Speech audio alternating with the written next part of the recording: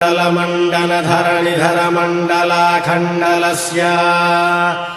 निखिलसुरासुरवन्दितवराह क्षेत्रविभूषणस्य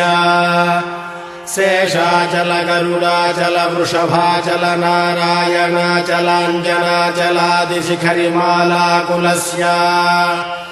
नादमुखबोधनिधिवीधिगुणसाभरण सत्त्वनिधि तत्त्वनिधि भक्तिगुणपूर्ण श्रीशैलपूर्ण गुणवशं वद परमपुरुषकृपापूर विभ्रमद तुङ्गशृङ्गगणद्गगनगङ्गासमालिङ्गितस्य